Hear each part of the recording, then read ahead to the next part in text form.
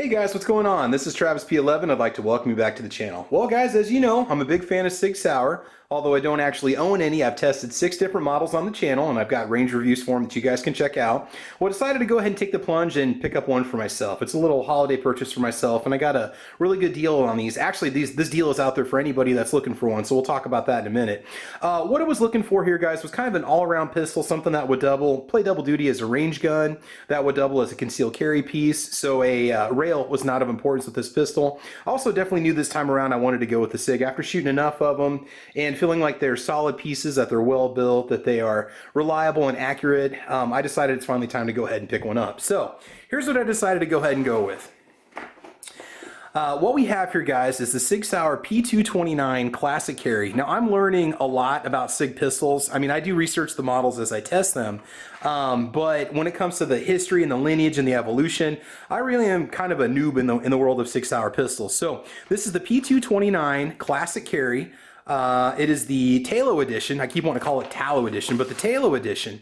If you don't know much about Talo pistols, what it basically is they are kind of a hop-up company for basic pistols. They are contracted with, say, Ruger and SIG Sauer and other brands, and what they do is they'll either Cerakote the frame and put different grips on it, or they'll make custom color parts, or they'll have custom color parts made by manufacturers and they'll put those on the gun. They do a lot of special edition Rugers, and while this isn't like heavily modified, it is really cool what you're looking at here. So essentially what you have is a previous gen 228, 229 lower, okay? Lower receiver, just lower for that matter. It is alloy steel that's just been blackened. It isn't the nitride finish, but the slide is steel that has been nitride finished. So it's got a nice durable finish. Actually, they call it nitron is the SIG Sauer terminology. All right, and it does have SIG up on the top, and I know that logo is definitely, it's a turn off for some people. It's just Cerakoted on there, and it could be removed if I ever wanted it. Personally, it doesn't really matter. So the Talo edition does have a very specific G10 grip that comes with it, which is what you're seeing right here. It's got a nice aggressive stippling on it, fits the hand really well. Now, there's going to be some limitations to going with the previous gen 228 lower receiver or lower, and we'll talk about that in just a little bit. Check the firearm. Okay, it is clear.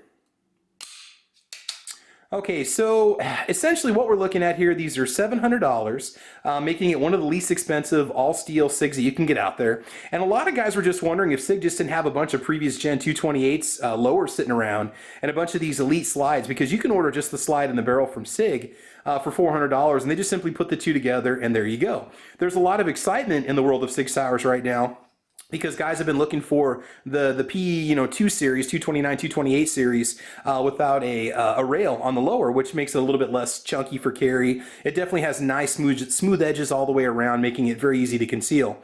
You've also got your SIG sights, your night sights on here. So we'll talk about the basic specifications. What do you need to know? So it's a 229 series, P229 Classic Carry, semi-automatic, double action, single action, nitron finish on the slide, alloy frame, matching G10 grips. And again, it is a G10 composite, and I'll talk about the company that I believe manufactures the grips here in just a minute. It does weigh 32 ounces, although SIGs have a very interesting balance to them. They're very, very well balanced. They don't feel very front heavy or rear. They just seem to fit the hand really well, and they're very comfortable, okay? Now again, there are some cons about this gun. Actually, I've got a list of pros and cons that I already put together while I was researching it, because it's not a model that you see a lot. Now, I think these came out in the fall of 2017, so they have not been around for a very long time, so it's a relatively new variant of the 229, I guess you could say. Now, your capacity is 13+1, which again, a lot of guys roll their eyes and say, why wouldn't you go with the 226 or another series that carries more than 13 rounds? Really, that doesn't bother me a whole heck of a lot. 13+1, I can live with that. It does come with 3 magazines in the box, which is really cool. The barrel length is 3.9 inches. The overall length is 7.1 inches. Now, I haven't even disassembled it to clean it, but I can't tell. I don't think that might just be a polymer guide rod. I know you can get a steel guide rod that goes in it if you want to. You do have the frame-mounted decocker, which I absolutely love. There's many times at the range when I'm shooting and I might be finished and I want to go adjust a target and I'm going to be full cock. It's nice to be able to just drop the hammer and then have essentially a safer pistol before I reholster. Okay, and then you've got that long, deliberate double action trigger pull when you go that route. Overall length 7.1 inches. Again, like I said before, SIG-Lite night sights, frame-mounted decocker, short trigger, short reset trigger. It's interesting. I've read online that it has a short reset trigger, but it doesn't have the short reset action. So I really don't know enough to be able to tell you. Let's check the reset on that.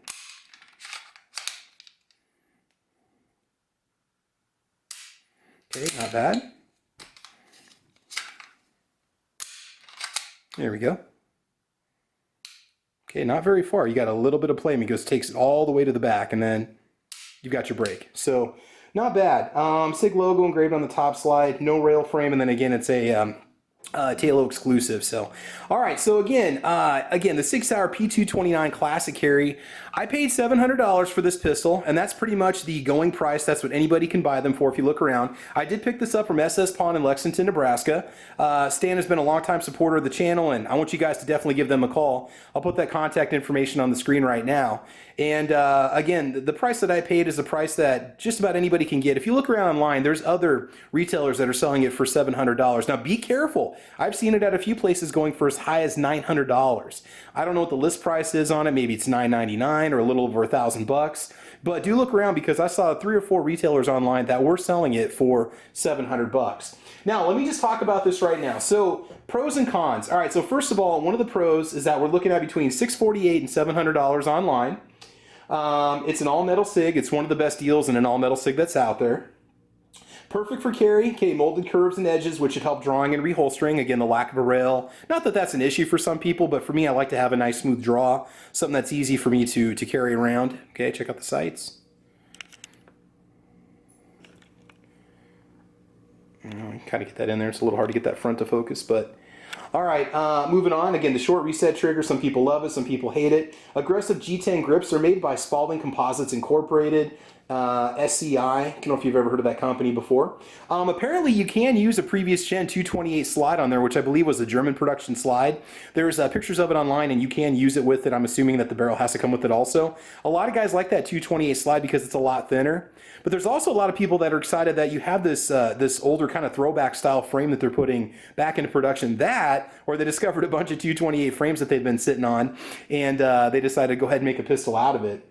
Again, night sights and a nitron finish. 3 magazines, always a bonus. You can use 15 round mags from the previous gen 228s or 229s. Again, I'm still learning about the not the terminology, but the capacities of these pistols, but the 15 round mags do protrude out of the bottom.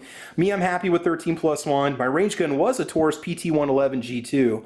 That was a 12+1 capacity. So to me, it's not the end of the world. I'm happy with 14 rounds. I will carry the 2 additional magazines on me at the range anyway. And I usually have 1 additional magazine on me when I'm carrying just concealed. Now, let's get into the cons about this. What's going to be a problem? Holsters could be an issue. Because we're using this Legacy Elite slide with a lower previous generation lower, essentially, you might have trouble finding a Kydex holster that this is going to fit in with no issues. I know the slide design's a little bit different on the newer generation SIG Sauers. 313 round magazines, some guys say the capacity, there's no substitution for capacity for some people, and that might be the situation that a lot of guys feel that they don't want to buy it because of that. Serrations do not go up to the top. Now me, I tend to do a top charge when I charge the weapon at the range. So for me, it's not such a big deal. I mean, you do have the front serrations if you want to do yourself a press check, which I don't really ever do, but it's there if you need it. But there are some serrations that work fine. You can grip them if you want to, but again, I do a top charge. I mean, these night sights are very durable. They are steel. You could definitely do a charge on a table if you had to, or a release on a table if you needed to. Say if your strong arm gets injured, you're unable to fire the weapon. Short reset trigger, some say it can pinch your fingers if you're not careful with finger placement. It's got a very aggressive curve towards the bottom. I pull back on it and I don't seem to notice my fingers sliding off at all. I mean, to me it's fine. So that's where your reset is right there on full pull double action. All right. Looks like we may have reversible. No, I can't tell. These may be reversible with the magazine releases. You do not have ambidextrous slide stops on it, so that's something that's not going to happen. A few guys kind of complained about the fitment of the grips. I think they seem to fit fine. I don't notice any funky edges going on or anything flaring out or sticking off. Again, it seems to be fine. So, I mean, overall, I'm pretty impressed with just the fit and finish of it. I haven't even cleaned it yet. What else do we have here? No rail, but that depends on your use. Oh yeah, and that's another thing. This is going to force me to train with a flashlight in my hand, which is something I have no experience with in terms of how to clear your home, how to defend your home using a flashlight and a pistol. I've always had an attached light. And a lot of guys say, no man, you got to train with, it's good to have that free hand and not have to rely on your pistol being your source of light, especially if you don't want to point or don't know what you're pointing at. So it's going to definitely force me to do some training, which I'm pretty excited about. Slide is chunkier than the 228. A lot of guys said, well, why couldn't they just put this back into production with the 228 slide? Well, they didn't. They've got this Legacy Elite slide, and I'm perfectly fine with that.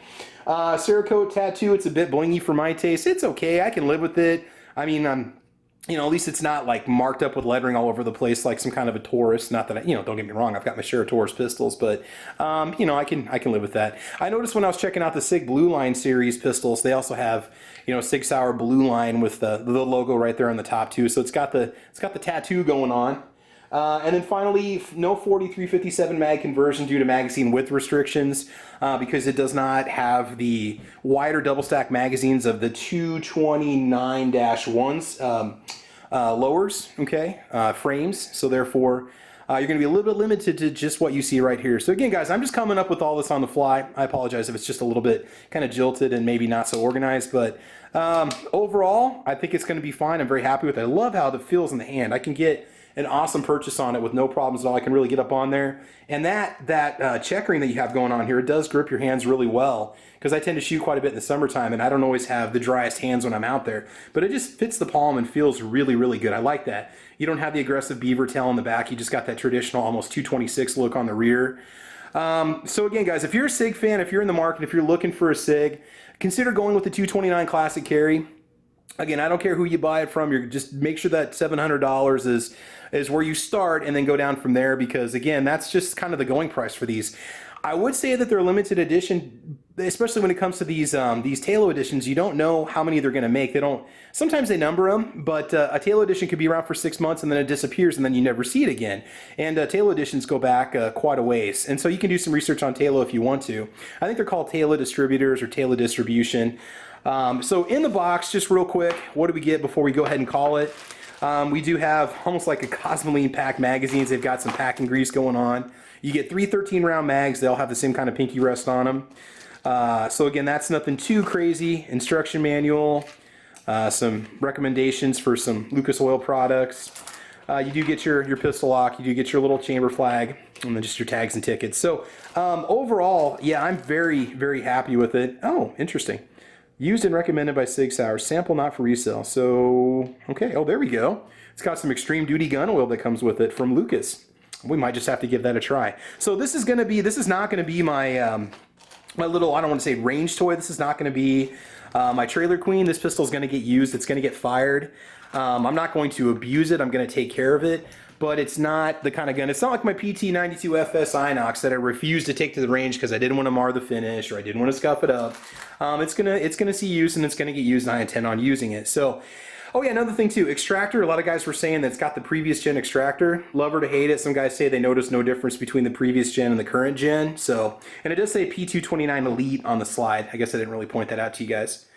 Up here on the front, it's a little hard to see because of the colors, but and then over here it just says SIG Sauer. So overall, I'm very happy with it. The balance feels great in the hand. It does feel relatively light for being 32 ounces. Now SIGs just kind of have a tendency to be somewhat chunkier at times, but I'm perfectly fine with it. And after testing 6 different models, 2 which were rifles and 4 which were pistols, I figured it was probably time to go ahead and pick one up. So there we go, guys. All right, so I want to thank you for joining me today, guys. Thanks for listening to me babble here for almost 14 minutes about the pistol.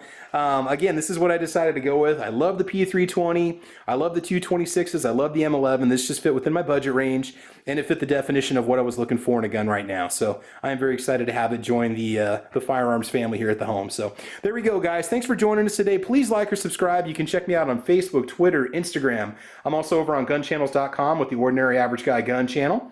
Guys, you can support the channel on Patreon with www.patreon.com/travisp11. And I did save up for a significant amount of time to purchase this pistol, by the way. And when the Patreon funds finally add up, I do intend on buying a firearm with that money for the channel, or it's going to go right back into the channel like it always does. So there we go, guys. Thanks for joining us today, guys. I want you to have a great week. I want you guys to have fun. I want you to be safe. And as you know, we will talk to you soon. All right, thanks for joining us. All right, goodbye.